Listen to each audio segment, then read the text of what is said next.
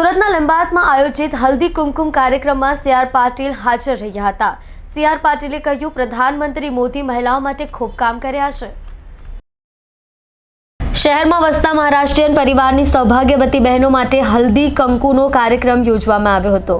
ઉત્તરાયણ પછીના 15 દિવસ સુધી કંકુ હલ્દીની રસમ નિભાવવામાં આવે છે. ધારાસભ્ય સંગીતા પાટીલના મત વિસ્તારમાં યોજાયેલા હલ્દી કંકુ કાર્યક્રમમાં મોટી સંખ્યામાં બહેનો હાજર રહી હતી.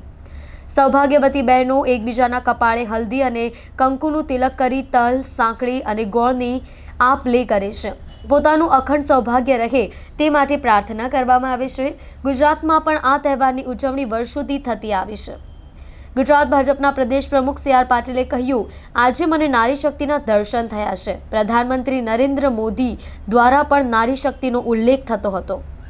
આપણી બહેનો વધુ મહત્વ આપવા માટે આપણા પ્રધાનમંત્રીએ નારીઓને વિધાનસભામાં અને લોકસભામાં પણ 33% સીટો અનામત આપી છે. ધારાસભ્ય સંગીતા પાટીલના મત વિસ્તારમાં હલ્દી કંકુ કાર્યક્રમ યોજાયો હતો. આ હલ્દી કંકુ કાર્યક્રમમાં ગુજરાત ભાજપના પ્રદેશ પ્રમુખ સી.આર. પાટીલ તેમના પરિવાર સાથે ઉપસ્થિત રહ્યા હતા. ઉલ્લેખનીય છે કે આ કાર્યક્રમ 14મી જાન્યુઆરી બાદ કરવામાં આવતો હોય છે. હલ્દી કંકુ કાર્યક્રમમાં ધાર્મિક ભાવના રહેલી હોય છે.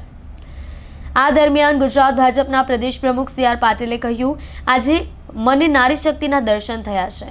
પાટીલ સાહેબે વધુમાં કહ્યું કે મકર સંક્રાંતિ બાદ આની શરૂઆત કરવામાં આવતી હોય છે. પ્રધાનમંત્રી નરેન્દ્ર મોદી દ્વારા પણ નારી શક્તિનો ઉલ્લેખ થતો હતો.